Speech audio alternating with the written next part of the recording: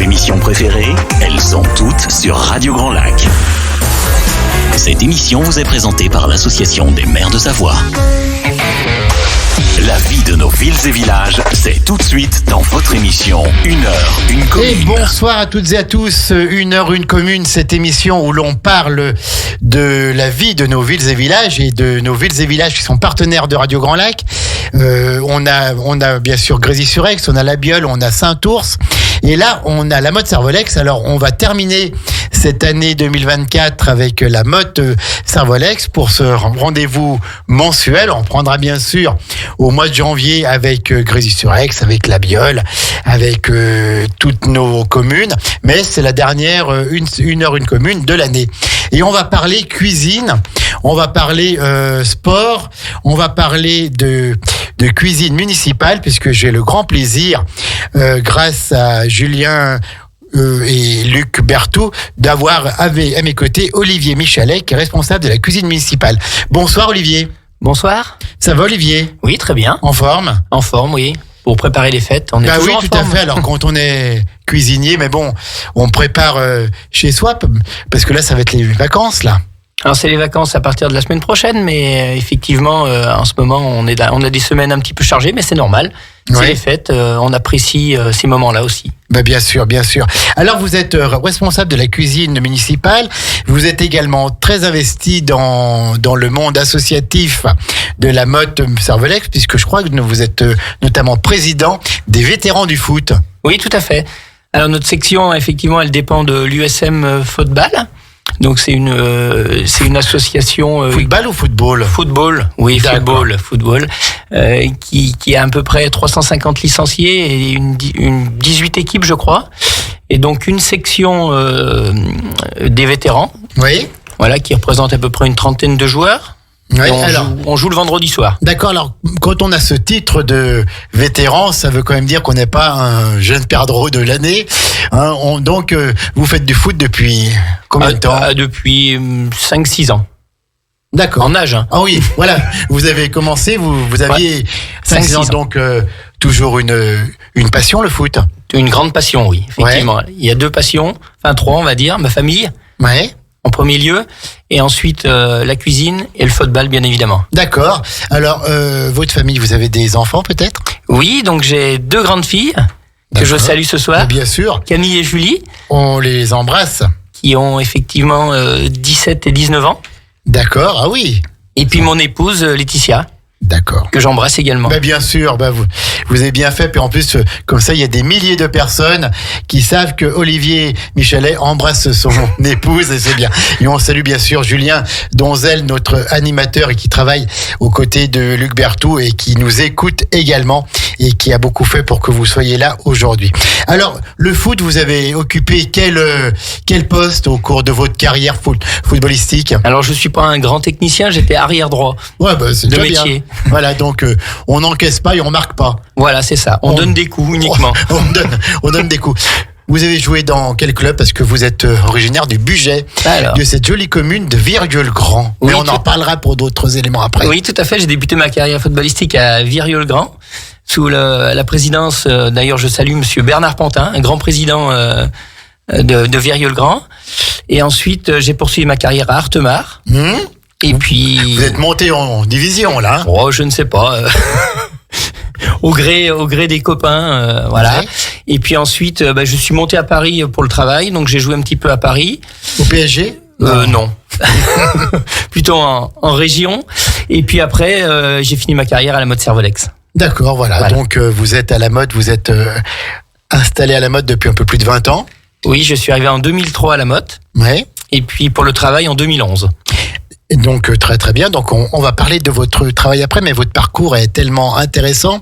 Alors foot vétéran, donc on se voit le vendredi soir, on tape un petit peu le ballon et puis on se raconte plein de choses. Voilà, c'est ça, c'est la convivialité avant tout, un moment de partage, on oublie notre semaine, on a tous des difficultés, et c'est un moment important. Donc on fait une vingtaine de matchs par an et puis ensuite après le match on fait un petit casse-croûte. Voilà, c'est la troisième mi-temps. Voilà, si on peut dire, voilà, c'est ça. Donc, ces matchs de vétérans, c'est entre vous ou vous recevez des équipes un peu dans des tournois que j'allais dire amicaux, quoi? Alors, c'est uniquement des rencontres amicales et on rencontre des clubs essentiellement du bassin chambérien.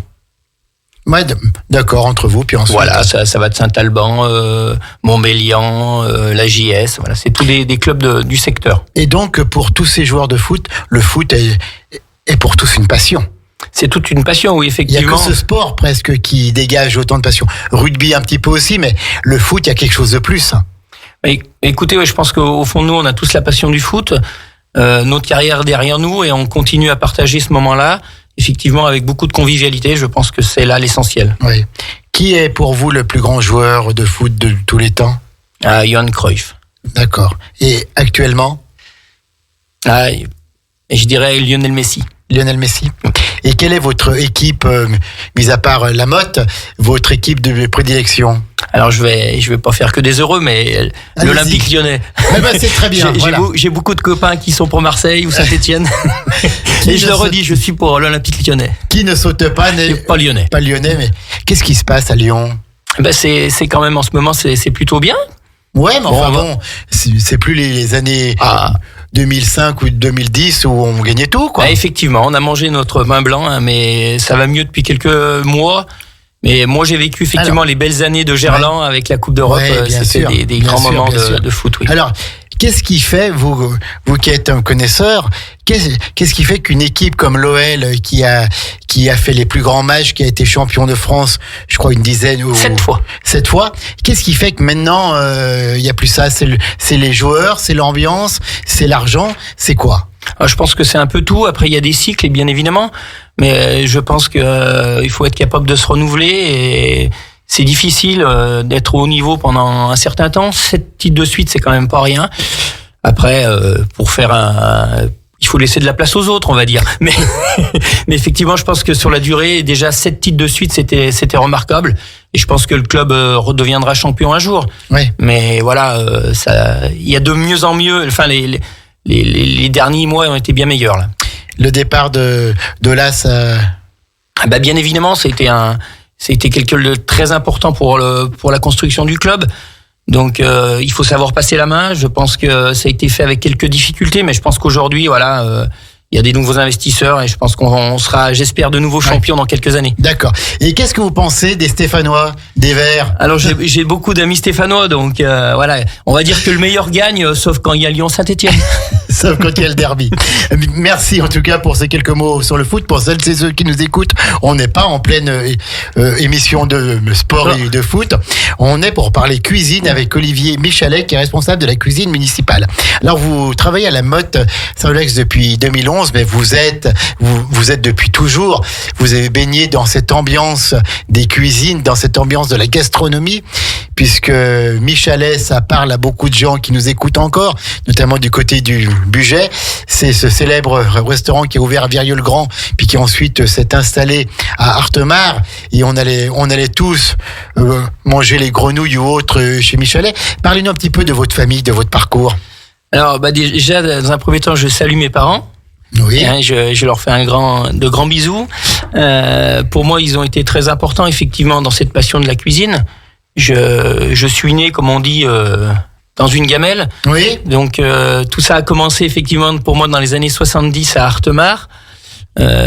C'était un restaurant qui avait été mis en place par mes grands-parents, et suite au décès de mon grand-père, effectivement la famille a repris un petit peu le restaurant, et mon papa a racheté la part de ses frères au début des années 80, et puis après c'était la grande aventure pour eux. Voilà, donc moi j'ai baigné bien évidemment avec toute ma famille dans ce bain de la restauration. Donc j'ai ça en moi. Je sais pas si je saurais faire autre chose. Donc voilà, et puis après mes parents ils ont déménagé, ils sont installés à Artemare. D'accord. Voilà, et puis moi j'ai pris effectivement d'autres voies. Je suis parti sur Paris en tant que militaire. Et j'étais responsable de la cuisine d'un général sur Paris. Ah oui, ça va pas mal. Donc voilà, donc je me suis bien éclaté aussi au niveau du travail, pour ensuite revenir sur mes terres. Donc, qui ne sont pas la Savoie, mais qui sont juste à pas côté. très loin. C'est de l'autre côté du Rhône. Hein. Voilà, c'est la ça. France. Hein. C'est ça. Donc, depuis tout petit, vous êtes en cuisine, vous regardez les parents faire, vous brassez des fois, vous goûtez, et puis cette passion pour la cuisine, puisqu'on a entendu tout à l'heure, la famille, la cuisine et le foot. Donc, cette passion pour la cuisine ne vous a jamais quitté? Non, jamais. Je crois que elle me quittera jamais. Quand je suis en cuisine, c'est là où je suis le mieux. Ouais. Voilà, j'ai l'impression que j'étais fait pour ça, quoi. Donc c'est ça, en toute bien sûr. Humilité. Bien sûr, donc c'est Laetitia puis vos filles qui doivent être contentes parce que vous faites la cuisine à la maison ou... Oui, bien évidemment, oui, c'est plus fort que moi, donc effectivement. Qu'est-ce que vous aimez faire Alors, je suis pas un grand pâtissier, moi. Je suis plutôt. Il paraît que c'est totalement différent la cuisine et la pâtisserie. Hein. Tout à fait. C'est un autre métier. Moi, j'aime bien, effectivement, je suis assez saucier. J'aime bien cuire le poisson également. Ouais, bah oui. Quand on vient d'Artemar avec tous les poissons du lac, d'eau douce et puis du lac, bien sûr, le Lavaret, la Ferra, effectivement. Donc, je suis assez passionné par ça, par la cuisson du poisson, les sauces en général. Mais effectivement, après, je suis passé à la restauration collective. Alors, c'est un autre métier. Mais c'est une passion aussi également, puisque on essaye de nourrir nos enfants le mieux qu'on peut. Oui. Donc, je pense qu'on aura l'occasion d'en reparler. Bien sûr. Mais effectivement aussi, c'est important pour moi de pouvoir donner cette passion pour faire à manger à nos enfants. De transmettre un peu. De transmettre, la passion pour qu'on puisse bien nourrir nos enfants pour demain. Donc, vous êtes responsable de la cuisine municipale de la Motte Servolex. Donc, c'est un service qui dépend de la mairie, hein, d'où son nom de cuisine municipale. Vous faites 900 repas par jour en période scolaire. Hein. Oui, c'est ça. Donc, on fait à peu près 800 repas scolaires répartis sur 9 points de livraison, donc uniquement sur la Motte Servolex. Oui. Sur les écoles primaires maternelles de la ville. Ensuite, on livre également un NOGEC en primaire maternelle sur la ville de la Motte. C'est quoi un NOGEC ? NOGEC, c'est une école privée. Saint-Jean, donc qui est vraiment très proche de la cuisine, donc c'est pour ça qu'on a ce partenariat avec eux, puisque nous on a vocation effectivement de distribuer les repas uniquement sur la ville de la Motte. Oui, bien sûr, puisque c'est municipal. Voilà. Et ensuite. Alors, oui. Pardon, non, pour finir, donc on fait à manger effectivement à l'EHPAD qui est aussi géré par le CCS de la Motte. Et puis on fait du portage de repas à domicile. Pour les personnes âgées qui ne peuvent plus se déplacer, ou qui sont un peu en perte d'autonomie, donc on livre les repas à la maison. Il n'y a plus qu'à faire chauffer. Voilà, l'objectif c'est de les maintenir le plus longtemps possible chez eux. Oui. Donc avec le CCS, de l'aide à domicile et du portage de repas. Alors, donc vous faites, ce sont les mêmes pour les enfants des écoles et les portages. Alors on va dire, c'est différent. Oui, c'est pratiquement le même menu. Alors le lundi, mardi, jeudi, vendredi, quand il y a les scolaires, c'est le même menu. Et puis le mercredi et le week-end, c'est des menus qui sont un petit peu plus adaptés aux personnes âgées. Si je prends l'exemple, du boudin, on n'en fait pas souvent aux enfants, donc on fait plutôt le boudin le samedi pour les personnes âgées. D'accord. Donc les personnes âgées, le repas leur est livré, donc il y a l'entrée, il y a le plat, il y a le fromage, il y a le dessert, et pour le soir, il y a le potage et puis un produit laitier. Tout à fait. Voilà, comme partout. Hein. Oui. Et c'est combien de repas qui sont livrés sur la Motte Servolex ? Alors, sur l'année, on est à 150 000 repas. Et par jour, à peu près ? Alors, par jour, on est à 950 repas. Au niveau des personnes âgées. Ah, pardon. Donc, on a 70 portages de repas. 70, voilà. C'est ça. Donc, et puis, ça peut varier d'un jour à l'autre. On n'est pas obligé de prendre tous les jours. Voilà, les gens, ils choisissent un rythme. Soit ils prennent 2 jours, 3 jours ou toute la semaine. D'accord. Donc ça, si des personnes nous écoutent et qu'ils ont des parents âgés à la Motte Servolex, c'est un très, très bon service à la population. Et le plus simple, c'est d'aller voir la mairie, de se rapprocher de la mairie. Voilà. À côté de ça, donc l'EHPAD. Alors l'EHPAD, vous faites tout à la cuisine centrale et puis ensuite c'est livré aussi ? Oui, voilà. Donc tout est cuisiné sur la cuisine et ensuite c'est livré dans le restaurant de la cuisine, on va dire satellite de l'EHPAD. Et puis c'est remis en température par des agents de l'EHPAD. D'accord. Et puis alors je crois que vous avez une cuisine municipale qui est neuve presque. Alors neuve, on va fêter ses 10 ans l'année prochaine. Donc effectivement, c'est un projet qui commence à dater, mais c'est un beau projet qui a été mis en place effectivement il y a une dizaine d'années. Donc avant, on était dessous l'ancienne maison de retraite qui s'appelait la Pastorale à la Motte Servolex. Et puis la maison de retraite était plus très adaptée au type de bénéficiaires qui pouvaient en profiter. Donc il a été construit une nouvelle maison de retraite qui s'appelle les Terrasses de Raynac, qui dépend du CCAS de la Motte-Servolex. Donc le CCAS, le Centre communal d'action sociale, hein, voilà. Pour celles et ceux qui nous écoutent. Et puis donc à l'époque, il a été décidé de construire une cuisine municipale. Mais à 50 mètres à peu près. Alors oui, elle est vraiment Pas juste à côté, voilà. Comme ça, le portage est vite fait. Voilà, c'est ça. Les pensionnaires de l'EHPAD qui marchent encore un peu peuvent venir même. Voilà, éplucher les légumes s'ils le souhaitent. Éplucher les légumes le matin. Donc voilà, l'EHPAD. Les personnes qui restent chez elles et qui sont livrées, et puis également les enfants.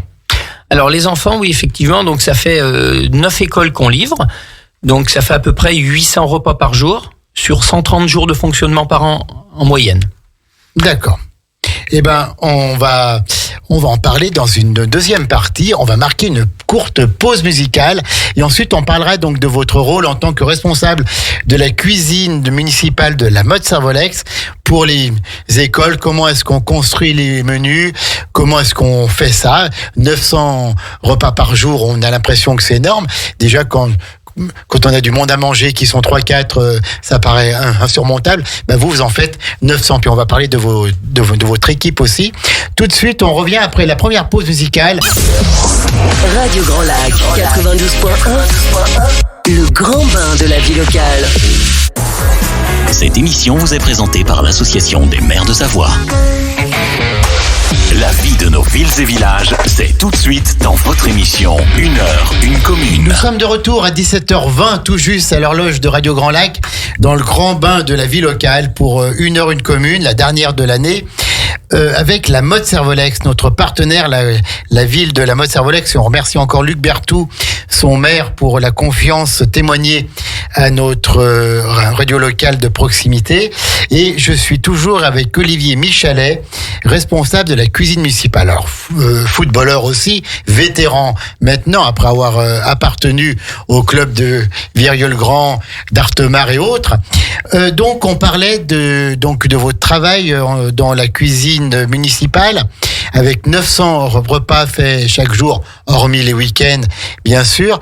On a bien compris que vous livrez l'EHPAD de la Motte-Servolex, qui est à 50 mètres, donc c'est pratique.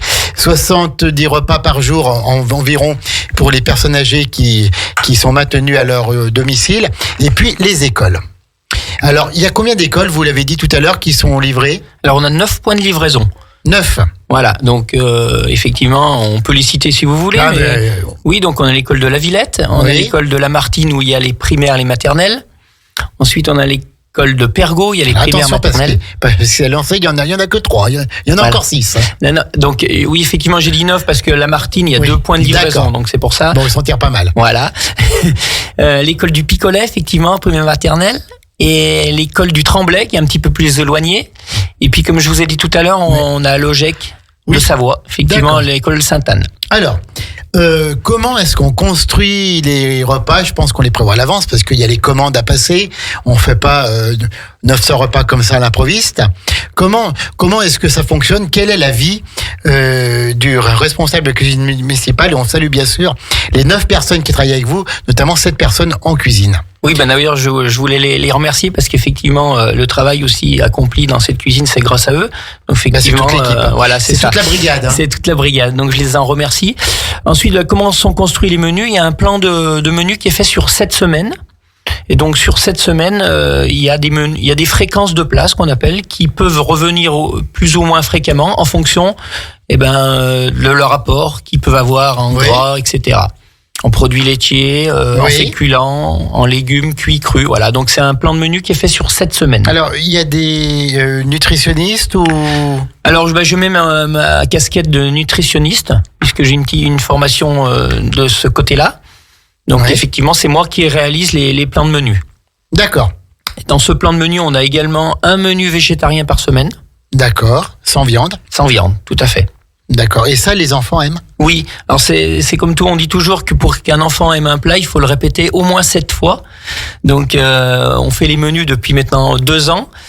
Et bien effectivement au début c'était pas facile, mais maintenant ça se passe très bien. Aujourd'hui on avait un dalle de lentilles au lait de coco avec du riz basmati. Tout le monde a adoré, effectivement, on a eu des bons retours. Donc ça marche. Ça marche. Est-ce que les enfants sont difficiles ou ils goûtent un petit peu? Est-ce qu'ils ont le droit de dire je n'aime pas avant d'avoir goûté? Alors effectivement, je pense que la base, comme je vous l'ai dit tout à l'heure, nous on est là pour essayer de leur apprendre à bien manger. Mais la première chose, effectivement, c'est chez eux. Je pense que c'est important aussi que les parents puissent entendre de pouvoir diversifier leur alimentation, puisque quand ils arrivent dans le restaurant scolaire, alors on leur impose pas de manger, mais on leur impose de goûter. De goûter. Effectivement. Et souvent à cet âge-là, ils font comme le voisin. Si le voisin en veut pas, il en veut pas. Donc effectivement, c'est un travail collectif qui doit être mis en place par nous, effectivement, mais je pense que les parents aussi, ils ont un grand rôle à jouer là-dedans. Est-ce que le steak haché frites a toujours autant de succès? Alors, le jambon frites? Alors malheureusement, dans nos restaurants scolaires, on sert pas de frites, on pourra y revenir, mais on est en liaison chaude, donc des frites pour 900 personnes, c'est très compliqué, voire impossible. Donc je laisse ça le plaisir aux grands-mères de les emmener manger des frites le samedi ou le dimanche. Et puis aux parents. Et aux parents, bien évidemment. Bien sûr. Alors, donc c'est plus des légumes alors? Alors effectivement, comme je vous l'ai dit, il y a un plan de menu. Donc dans un menu type, on a un apport en féculents, en légumes, en produits laitiers et une protéine qui peut être animale ou pas. Voilà, ça c'est les apports types d'un menu journalier. Vous dites une protéine qui peut être animale ou pas. C'est quoi une protéine qui n'est pas animale? Par exemple, une légumineuse qu'on va trouver. D'accord. On va trouver des apports dans du pois chiche, dans de la lentille. Voilà. D'accord. Il est incollable, cet Olivier. Puis en plus, il est passionné. Donc il y a tout ça. Donc par exemple le lundi, on a donc le calendrier. Le lundi c'est ça, le mardi c'est ça, puis on construit ça, puis on répète un petit peu. Voilà, et après on répète. On diversifie uniquement les recettes. Voilà, le bœuf, il peut être décliné sur plusieurs formes, mais effectivement la fréquence de plats où il y a du bœuf, elle revient tant de fois sur les 7 semaines, mais les recettes sont différentes. D'accord. Donc le bœuf, on sert du porc? Oui, bien évidemment. D'accord. Alors, on a sur la commune de la Motte-Servolex, on fait le régime sans porc. C'est-à-dire le jour où il y a du porc, il y a effectivement un plat de substitution. Un plat de substitution. Voilà. D'accord, ok. Et puis les volailles? Et puis après, effectivement, les volailles. Donc, il n'y a pas de repas sans viande. C'est uniquement les repas sans porc. Sauf le jour où c'est végétarien. Voilà, le jour où c'est végétarien, il n'y a pas de viande. Alors, sur l'ensemble du menu. Donc, les repas sont montés. On a les 7 semaines, donc c'est-à-dire entre chaque deux vacances scolaires. Donc, on a monté ça. Qu'est-ce qui se passe après? On passe les commandes? Alors ensuite, effectivement, la première chose, c'est de construire les menus. Et ensuite, c'est de passer les commandes. Alors, on passe les commandes, on a un groupement d'achat qui s'appelle le Graal. Donc, c'est un groupement d'achat qui est joli comme nom, ça. Ouais, le Graal, effectivement, Graal. Donc, qui dépend du CHS de Chambéry, donc l'hôpital de Chambéry, qui représente à peu près 200 établissements sur plusieurs départements. Et donc, dans cette centrale d'achat, on achète 80% de nos produits. Alors, ces produits, ils peuvent être ultra locaux, ils peuvent être français ou ils peuvent être européens. Voilà. Est-ce qu'il y a un pourcentage de circuits courts? Alors, justement, aujourd'hui, nous sommes entre 23 et 25% de produits bio, locaux, labellisés. Produits bio, locaux et labellisés. Par exemple? Alors, sur une viande, par exemple, toutes nos viandes sont servies, tous les sautés sont des viandes françaises, mais on peut prendre effectivement de la viande labellisée. On peut prendre de la charolais, viande charolaise. Donc là, effectivement, ça rentre. Ou du poulet de Bresse. C'est un peu plus difficile, mais je préfère la race charolaise. Effectivement, dans ce pourcentage de 25%, voilà, il y a du bio, il y a l'ultra local. Par exemple, on prend la tome et la meule de Rénac, qui est à 200 mètres de la cuisine. Ils nous livrent les faisselles également. 900 d'un coup, là. Alors, c'est uniquement pour les personnes âgées, par exemple, les faisselles. Mais la tome et la meule, c'est pour les enfants. Donc, ça représente à peu près 28 kilos pour un service de meule de Rénac, par exemple. Oui, c'est pas mal, hein. Voilà. Et ensuite, on a des produits de la Motte aussi ultra local, la pomme, la poire. Oui, bien sûr. Sur la commune du Tremblay. Bien sûr, au Tremblay, oui. Voilà. Et puis après, on a quelques produits encore locaux, alors au niveau départemental ou les départements limitrophes. Par exemple, la betterave, elle peut venir de l'Ain. Après, on a des yaourts qui viennent de Haute-Savoie aussi. Oui. Donc voilà, on est dans le local. Tout à fait. On est dans un rayon de 50 km, quoi. Voilà, c'est ça. Alors, les repas sont prévus, les commandes sont passées. On arrive le matin, à quelle heure à la cuisine pour préparer tous ces repas et comment ça marche? Alors, on commence à 6h30. Oula, c'est tôt ça. Voilà, 6h30 et on finit vers 13h30, 14h. Voilà, donc il y a 7 agents qui travaillent en cuisine. On les salue, bien sûr. Bien évidemment, et 2 personnes qui livrent les repas. Donc moi, je gère la cuisine dans son ensemble. Donc je gère effectivement les menus, les commandes, et puis le bon fonctionnement de toute l'équipe. Oui. Voilà, donc ensuite sont préparés les repas. Alors on a ce qu'on appelle de la liaison chaude, c'est-à-dire qu'on produit le matin et on livre les écoles en liaison chaude. Donc les repas sont chauds, ils n'ont pas besoin d'être remis en tempéraure dans les écoles. Donc c'est livré chaud dans des plats, c'est sorti dans des caissons isothermes, je pense. Donc on met en ce qu'on appelle en plat inox et ensuite on met dans des containers chauffants et on maintient au-dessus de 63 degrés. La réglementation nous impose. Oui, parce que c'est la réglementation. Voilà, la réglementation nous dit que 63 degrés, c'est la température qu'il faut ne pas descendre en dessous, puisqu'en dessous de 63, potentiellement, les aliments peuvent se dégrader. D'accord. Donc ça, c'est la réglementation. Et bien sûr qu'elle est suivie à la lettre à la cuisine municipale de la Motte Servolex. C'est livré, donc on livre chaud ce qui doit être chaud, mais en même temps, il y a les potages aussi pour les personnes âgées et tout. Alors c'est livré en même temps, comment? Alors, c'est 2 choses bien distinctes. Alors il y a 3 livraisons bien distinctes. Il y a d'abord le matin le portage de repas à domicile. Donc les agents livrent les repas. Les 70 repas. Voilà, qui sont dans des sacs individuels et qui sont déposés soit dans une glacière chez le bénéficiaire, ou alors on rentre aussi chez le bénéficiaire, on met dans le frigo en fonction de ses envies. Voilà. Et ensuite on livre les restaurants scolaires à partir de 10h30 et ensuite on livre l'EHPAD à partir de 11h30. Donc tout est bien réglementé, il y a une bonne organisation. Effectivement, on pourrait penser que 900 repas à 7 cuisiniers, c'est pas beaucoup, mais ce qui est important effectivement, c'est qu'il y ait une bonne organisation et que chacun sait ce qu'il a à faire. Alors, justement, j'allais venir là-dessus. C'est 7 personnes. Est-ce qu'il y en a une qui est plus aux viandes, l'autre qui est aux légumes, l'autre qui est aux entrées, comme ça peut se passer dans une brigade, quoi. Oui. Alors effectivement, il y a une personne qui est importante aussi dans ce fonctionnement, c'est le magasinier. C'est lui qui reçoit toute la marchandise que je commande, qui vérifie la température, qui regarde si le poids est bon, si le prix est bon. Qui met dans les chambres froides. Voilà. Et donc, nous, les cuisiniers, après, on n'a pas besoin de se soucier de savoir si on a la bonne quantité, si c'est bon. Donc, effectivement, il a un boulot, effectivement, très important. Bien sûr. Ensuite, c'est la pièce centrale. Oui, c'est la pièce, on va dire, de départ qui est importante. Et ensuite, on a 2 cuisiniers en production chaude qui font le plat chaud et 2 cuisiniers en production froide qui font les entrées, fromage, dessert. D'accord. Donc, les desserts, justement, ça marche comment? Parce que vous le disiez tout à l'heure, je suis cuisinier et pas pâtissier. On sait que ce sont 2 choses différentes. Comment ça marche, les desserts? Alors, c'est quelqu'un qui est plus tourné vers la pâtisserie? Alors non, effectivement. Alors, on fait ce qu'on appelle des desserts de cuisinier, c'est-à-dire on fait des crèmes, des tartes. Mais effectivement, tout ce qui est pâtisserie, on achète les pâtisseries. On ne les fabrique pas sur la cuisine. D'accord. C'est un choix qu'on a fait effectivement quand on a construit la cuisine. Et donc les entrées, c'est soit crudité, soit un peu charcuterie, soit... Oui, ça peut être des entrées chaudes, ça peut être des crudités, c'est des cuidités, des concombres. Alors tous ces cuidités sont faites maison. Alors cuidité, je ne sais pas ce mot. Alors on a soit de la crudité, si vous voulez, c'est une carotte râpée, c'est une crudité, le fruit est cru. Voilà, d'accord. Et une cuidité, c'est une salade de haricots verts. Le haricot vert est cuit. D'accord. Donc on n'a pas le même apport sur une crudité qu'une cuidité. C'est comme si on mange une pomme cuite ou une pomme crue. Oui, d'accord, on a des apports différents. D'accord. C'est pour ça qu'on a des fréquences qui doivent plus ou moins se renouveler fréquemment en fonction du plat. Un fruit, on peut en manger tous les jours. Un beignet, sur 7 semaines, on peut en manger qu'une seule fois.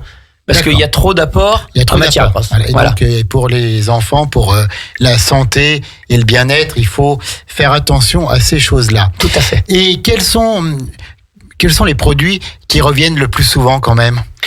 Alors, on essaye d'avoir une variété, comme je vous ai dit tout à l'heure, d'avoir un apport aussi bien en féculents qu'en légumes. Donc, généralement, les enfants aiment bien les pâtes, aiment bien les pommes de terre, le riz. Mais sur 4 repas qu'ils ont dans la semaine, ils ont souvent, si on prend le plat principal, 2 jours un féculent et 2 jours un légume. D'accord. Donc, mais effectivement, les enfants mangeraient des pâtes tous les jours. Hein. Est-ce qu'il y a encore les brocolis et les épinards? Bien évidemment, Bien oui. Alors, ils adorent la mousseline de brocoli, comme la mousseline de potiron en ce moment. Ouais. C'est des plats qu'ils adorent. Et comme je vous ai dit tout à l'heure, il faut répéter les recettes pour que l'enfant commence à apprécier le plat, bien évidemment. Tout à fait, c'est en goûtant, en regoûtant et en goûtant. Voilà. Et il faut manger tout et de tout. Hein, voilà. Tout à fait. Il faut manger de tout. On a le droit de ne pas aimer quelque chose, mais on dit pas ça n'a pas l'air bon. Voilà. On goûte d'abord, puis en plus, quand c'est fait par Olivier Michalet et son équipe, je crois que c'est forcément bon. Hein. Au niveau fromage, donc vous nous avez parlé de votre fournisseur là. Oui. Donc c'est le domaine Renac qui est situé à vol d'oiseau à 200 mètres. Donc c'est une école agricole. Bien sûr. Voilà, c'est un lycée agricole. Et donc ils font de la tome et de la meule et des faisselles. Donc on reprend directement chez eux. Ils nous livrent une fois par semaine. Oui. Voilà pour ces fromages-là. Autrement après on a beaucoup de fromages à la coupe. Localement, du reblochon, du chèvre. Et voilà. ça, les enfants aiment aussi le fromage. Oui, ils adorent aussi, oui, Ah, effectivement. Ils adorent le fromage. Au niveau du pain, Alors où est-ce que vous fournissez? Alors du pain, on se fournit aujourd'hui sur la ville d'Aix-les-Bains. Bah ça va, ça va. Qui Ça nous s'appelle va. le pain savoyard. Alors le marché du pain, c'est un marché qui est assez compliqué dans le sens que il nous faut du pain 365 jours par an. Ouais. Donc parce que effectivement l'EHPAD a Oui, besoin les du pâtes, ils pain. ont Voilà. besoin de pain le samedi et Et donc dimanche. on doit être livré effectivement 365 jours par an. Alors on n'est pas dans l'ultra local puisqu'on fait venir le pain d'Aix-les-Bains, mais effectivement on réfléchit sur des possibilités de pouvoir le prendre sur la commune, mais c'est quelque chose qui doit se réfléchir. Voilà, ça n'a pas été la priorité pour nous puisque je pense qu'on va y revenir. On a d'autres projets en cours aujourd'hui, On va en parler, bien mais sûr, c'est oui. effectivement des choses qui pourront évoluer dans les prochains mois, voire les prochaines années. D'accord. Alors, je crois que vous parliez d'Aix-les-Bains. On n'en a pas parlé, mais vous avez travaillé à la cuisine centrale d'Aix-les-Bains avant. Oui, jusqu'en 2011, j'ai travaillé, je crois, une petite dizaine d'années sur la ville d'Aix-les-Bains. Au foyer des jeunes travailleurs, il y avait une cuisine centrale. Et donc, on distribuait les repas pour les primaires, les maternelles. D'accord. Donc, Du temps de monsieur Robert Bruyère. que bien je salue. sûr, bien sûr. Et donc, de Dominique Dor, qui était le maire. Oui, tout à fait. Alors, on va bientôt faire une deuxième pause musicale, une dernière pause musicale, puis on parlera après de ce projet de ferme maraîchère, hein, parce que c'est important. Mais on a le témoignage d'un habitant de la Motte, d'un motterin, d'une personne qui travaille à la Motte et qui connaît bien vos produits. Il paraît que vous êtes le roi des mini-burgers. Des mini-burgers. Ouais, il paraît que vous faites très bien les mini-burgers. Ah bon? Alors je pense que c'est les petits pains navettes, c'est ça Oui, plutôt? tout à fait. Oui, c'est ça. Oui, je crois que effectivement, il y a beaucoup de gens qui sont friands de ces petits pains navettes, oui. Et puis vous êtes le roi aussi des verrines au melon en soupe fraîche. Effectivement. Alors là, c'est pas l'époque, mais Non, c'est pas trop l'époque. sur l'époque estivale, effectivement, on fait ce genre de produit aussi. Hein. Donc, vous savez tout faire. Oh, pas tout, non. Est-ce qu'il y a quelque chose en cuisine que vous n'aimez pas faire ou que vous ne savez pas faire? Voilà, c'est. Alors bon, je suis pas un grand amateur de fromage. Donc effectivement, tout ce qui est lié au fromage, c'est un petit peu compliqué pour moi. D'accord. Faire, par exemple, un gratin, vous n'allez pas mettre de fromage. Non, par exemple, si on fait une tarte au maroilles, je ne la goûterai pas. Mais... Mais par contre, vous mangez le fromage sec ou. Non, je mange le fromage dans les plats, mais il faut Ouais, pas vous qu'il êtes pas soit. Voilà, mais je suis pas un grand fan. Et pour moi, si on fait de la cuisine, il faut qu'on goûte. Donc j'ai un bien peu du sûr. mal sur ces produits-là. Alors, vous aimez bien faire les poissons, les sauces et tout. Quelle est la sauce que vous préférez faire? Est-ce que parfois vous faites un peu des essais Alors on fait beaucoup d'essais. En cuisine, il faut sans arrêt, comme dans la vie, se renouveler. Donc avec mon équipe, effectivement, on réfléchit, on change des choses. C'est pas toujours facile parce qu'on a l'impression de toujours faire la même chose. Puisque comme on l'a dit tout à l'heure, il y a cette semaine qui reviennent. Et je pense que c'est important de pouvoir se renouveler. Alors une sauce, si j'ai une pensée pour mes parents où je travaillais avant avec mon papa, ils faisaient la sauce Nantua avec les écrevisses. Et ça, j'ai des grands souvenirs de cette recette. Avec le beurre d'écrevisse maison, c'est quelque chose qui m'a marqué. Oui, ça faisait partie des incontournables de la cuisine. Et donc, locale. je l'ai eu fait. Je pense qu'on va en parler après, effectivement, le repas des aînés. Oui. J'avais fait un feuilleté Nantua les premières années où je suis arrivé sur la Motte Cervolex. Alors, c'est quoi un feuilleté Nantua? Alors, un feuilleté Nantua, on va dire un friand au feuilleté. Et dedans, on met une sauce Nantua. Donc, c'est une sauce qui est faite avec du beurre d'écrevisse. Donc, vous faites torréfier des coquilles d'écrevisses et ensuite vous les faites mariner dans du beurre. Donc, le beurre va prendre le goût. C'est pas gras du tout. De l'écrevisse et ensuite vous en servez pour ce qu'on appelle faire un roux, une base. Ouais, bien sûr. Et ensuite on met de la crème. Là c'est pas gras non plus. Et ensuite on met des queues d'écrevisse, du sel, du poivre et on met ça dans le feuilleté. Eh ben écoutez, à 17h38, je commence déjà à avoir faim. Et ben on va parler bien sûr parce que vous participez aux événements aussi de la mode, que ce soit le repas des aînés, que ce soit les vœux du maire qui approchent d'ailleurs à grands pas. Mais on marque la deuxième pause musicale et on parlera bien sûr de cette ferme maraîchère. À tout de suite dans 1h1 commune avec la mode Servolex et toujours en direct avec Olivier Michalet, responsable de la cuisine municipale. Radio Grand Lac, votre fenêtre sur la vie locale. 92.1 FM. La vie de nos villes et villages, c'est tout de suite dans votre émission 1h1 commune. Et on rentre dans le dernier quart d'heure de cette heure, cette commune avec la mode Servolex et c'est la dernière émission de cette année pour 1h1 commune. Je vous rappelle qu'à 19h30 tout à l'heure, c'est notre équipe cinéphile, notre équipe fan de ciné, passionnée de ciné avec votre émission que vous attendez toutes et tous, la 16/9e. C'est tout à l'heure à 19h30. Là, je suis toujours en direct avec la mode Servolex. Olivier Michalet, responsable de la cuisine municipale. Alors, on a déjà pas mal parlé. Pour une première, il se débrouille bien. Il parle aussi bien à la radio qu'il cuisine. Donc, c'est vous dire. Vous participez aussi avec la cuisine municipale aux événements. Les vœux du maire qui approchent. Luc Berthoud fait toujours ses vœux le mardi au début du mois de janvier. Donc, vous fournissez le buffet. Puis, je crois aussi les vœux aux agents. Oui, les vœux aux agents, effectivement, c'est un moment important aussi pour les agents de la commune. Donc, c'est normal que ce soit la cuisine qui fasse le repas pour les agents. Donc, c'est des moments, on va dire, sympas pour nous. Effectivement, on sort un petit peu de notre quotidien. Vous faites un peu plus élaboré, un petit peu plus élaboré, oui, effectivement. Un petit peu plus festif. Oui, par exemple. Alors, on avait fait un solilès de poulet aux trompettes de mort. Avec un gratin. C'est la petite partie que tout le monde enlève et en fait, voilà. Il faut la manger parce que c'est le meilleur. Alors, en fin de compte, ce solilès, c'est celui qui découpe le poulet qui le mange. Ouais, tout à fait. Il le laisse à personne d'autre. Voilà, petite anecdote. Donc oui, voilà. Après, on peut faire dans cette époque-là, on avait fait un gratin de potiron au marron aussi, effectivement.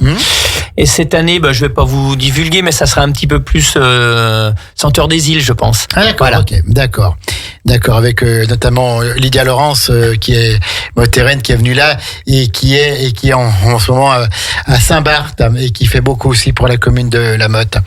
Repas de Noël aussi avec les écoles. Oui, avec les écoles. C'est après-demain. Donc c'est ça sera ce jeudi. Donc pour 800 enfants. Donc effectivement c'est un menu. Je vais pas dévoiler le menu aujourd'hui. C'est un menu festif et on ne saura rien. Non, mais c'est le menu qui est attendu un petit peu par tout le monde, quoi. Oui, c'est le menu qui est attendu, mais c'est surtout le menu des enfants. Donc on fait ce qu'ils aiment à ce moment-là quand même. On essaye d'être un petit peu original, mais... Et toujours pas de frites. Mais toujours pas de frites, non. Mais toujours pas de frites, voilà. Un menu, le repas de Noël qu'il partage bien. Et puis, le repas des aînés. Alors effectivement, le repas des aînés qui a eu lieu cette année le 1er décembre, donc à la salle des Pervenches, à la mode Servolex. Il y a eu 400 bénéficiaires qui ont pu profiter de ce repas. Donc c'est des gens de la commune qui ont plus de 80 ans cette année. Oui. Donc on a eu effectivement 400 personnes. 400 personnes. Et donc ça vous les faites le dimanche matin, ça c'est comment? Alors, non, vous les préparez un petit peu avant quand même. Alors effectivement, on prépare un petit peu avant et puis on fait pas mal de choses le dimanche matin. Les mises en place et tout quoi. Voilà. Donc cette année c'était la ferme maraîchère. Oui, donc on a fait effectivement, ça pourra être. En plus, c'est le roi de la transition. Et je rappelle bien sûr que les vœux de Luc Berthoud, maire de la mode Servolex, auront lieu le 7 janvier à 18h30, le mardi à 18h30. Donc parfait.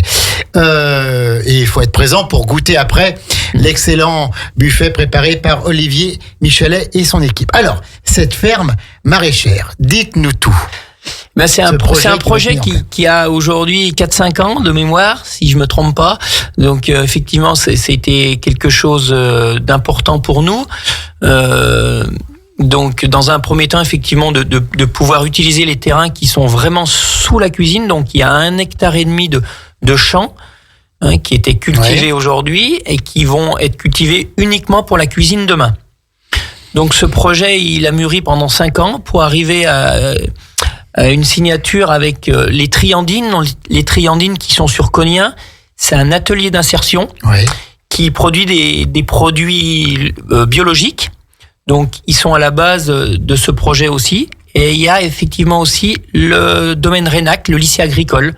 Donc ça sera un partenariat entre les Triandines, le lycée agricole de Rénac et puis la ville de la Motte-Servolex. D'accord. Qui met à disposition effectivement le terrain et qui va construire une ferme maraîchère. Et donc à terme, tous les légumes qui iront dans les repas fabriqués par la cuisine centrale viendront de ce terrain. Voilà. Peut-être pas tous. Bon. Alors peut-être pas tous, non, pas tous, c'est évident. C'est une dizaine de variétés de légumes qui vont être cultivés sous la cuisine. Donc ça va monter crescendo sur 3-4 ans pour arriver effectivement à une optimisation, une dizaine ou une douzaine de variétés, voilà. Par exemple ? Alors ça va être de la pomme de terre, de la carotte, de la courge, du poireau. Donc il y a la possibilité de faire des tomates, des courgettes, des choux, des céleris raves. Voilà, donc tout ça va être produit sur 7 hectares et demi, pardon. D'accord, oui, sur 1,5 hectare. Et donc, pour fournir, c'est vrai qu'il va en falloir des quantités énormes. Alors effectivement, ça a été chiffré effectivement, donc ça représente des gros volumes, mais nous, pour notre production, ça suffira sans problème. D'accord. Voilà. D'accord. Et donc ces légumes seront récoltés par vous-même ou par les services techniques, les parcs et jardins. Comment ça va marcher ? Alors donc comme je vous l'ai dit, on a signé une convention avec les Triandines. Oui, tout à fait. Le lycée Rénac. Vous l'avez dit, oui. La cuisine va mettre à disposition, la mairie va mettre à disposition le terrain et la ferme. Oui, voilà. Et l'exploitation sera faite par les Triandines et le lycée agricole, qui va nous fournir les légumes et nous, on va les transformer. Je comprends vite, mais il faut expliquer longtemps. Parfois, vous voyez, je bois tellement vos paroles, cher Olivier Michalet. Donc, c'est un super projet. Ah oui, c'est un projet d'insertion qui va aussi dans le sens du développement durable et de la protection de l'environnement, et pour apprendre aussi aux enfants les vraies saveurs des légumes locaux. Bien évidemment, je voudrais remercier Monsieur Berthaud pour effectivement avoir mis en place ce projet, et surtout Monsieur Anthony Perrin, qui est aussi à la base de tout ça. Il a été persévérant durant ces 5 années et on peut dire qu'il a bien tenu, effectivement. Et le projet, on a signé, je crois, au mois de juin l'année dernière la convention. Et si tout va bien, le projet de construction va démarrer en 2025. Anthony qui est incollable sur les crapauds, sur les grenouilles et tant. Voilà, donc je voudrais le remercier aussi également ce soir. Et donc ça va commencer très vite alors, en 2025. Hein. Voilà, c'est ça. Donc le temps de la construction de la ferme, on va pouvoir planter peut-être les premiers légumes cet hiver ou au printemps prochain, ou peut-être quelques-uns à ce printemps-là. Voilà, on est en train d'étudier avec les Triandines comment ça peut se faire. D'accord. Et puis ensuite, première récolte fin d'année 2026. Voilà, 2026, fin 2025, début 2026, on pourra avoir quelques légumes qu'on va pouvoir cuisiner, voilà, qui viendront de sous la cuisine, de la motte. Olivier Michalet, vous êtes toujours aussi passionné par la cuisine après toutes ces années ? Ah oui, tout à fait. Comme je vous l'ai dit en aparté tout à l'heure, je pense que je sais pas si je sais faire autre chose. En tout cas, cette passion, je l'ai. Si vous savez faire autre chose, vous savez le transmettre. Et c'est énorme. Je sais. Oui, peut-être. Mais je vous remercie beaucoup. Mais en tout cas, oui, que ça soit chez moi, que ça soit à la cuisine, que ce soit pour le foot, parce que je fais également les repas pour les vétérans. Il me semble. Voilà, donc là, c'est des repas un peu plus festifs aussi, là. Oui, mais c'est pareil. On met de la créativité. J'aime bien que les gens mangent bien quand ils viennent jouer à la Motte-Servolex, donc voilà, je fais en sorte que. Et c'est fait aussi à la cuisine centrale ou vous avez une autre donc cuisine? Après ça peut être fait sur le site du club en lui-même, ou alors il y a des choses qui peuvent venir de la cuisine aussi également, voilà, en fonction du nombre qu'on est. Est-ce que vous avez des projets en cuisine? Par exemple, pour les enfants des écoles de la Motte, est-ce que vous voudriez leur cuisiner quelque chose qu'ils ne connaissent pas encore, leur faire goûter quelque chose? Ou, je sais pas, est-ce que vous avez des projets dans votre tête? Je suis sûr que vous... Oui. Alors, on avait quelque chose qui se faisait sur l'ancienne cuisine qui amenait les enfants à visiter la cuisine et les faire manger sur la cuisine. Donc, avec ce projet de ferme maraîchère, effectivement, c'est un projet pédagogique où ils vont pouvoir venir voir comment on cultive les légumes et puis ensuite de venir visiter la cuisine et par petits groupes de manger si c'est possible dans la cuisine. Voilà. Ça, c'est un projet qui me tient à cœur, que j'aimerais bien remettre en place. Tout ça en lien avec les affaires scolaires. Bien sûr. Je voudrais aussi remercier Julien Monet, qui est responsable des affaires scolaires de la Motte-Servolex, qui s'occupe aussi de gérer tous les restaurants scolaires. Donc c'est avec lui, avec la mairie, avec le CCS qu'on va essayer de pouvoir mettre ça en place, je l'espère, dans les prochains mois, les prochaines années. Et puis aussi, on dit aussi un très grand merci à tout le personnel des cantines, des cantines scolaires, et puis des personnes qui s'occupent de nos aînés à l'EHPAD et puis qui leur servent à manger avec beaucoup d'amour, de chaleur et d'humanité. Je pense que ça c'est très important aussi. On a beau servir le plus beau plat, le plus bon plat du monde, s'il est pas bien servi, ça ne sert à rien. Donc vous avez raison de mettre à l'honneur les gens qui servent dans les écoles, dans l'EHPAD. Et il y a le contenu et il y a le contenant. Oh, tout à fait.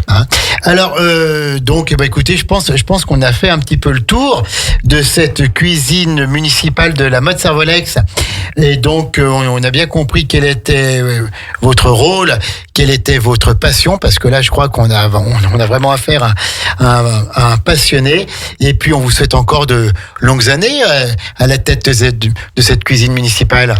Écoutez, j'espère. En tout cas, je me sens très bien à la Motte-Servolex aujourd'hui, donc voilà.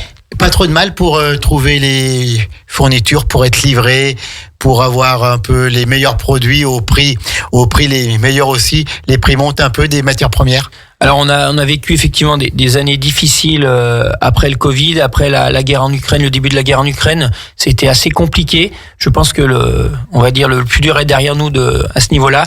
Mais bon, le marché aujourd'hui est assez fluctuant, donc voilà, on essaye de faire au mieux.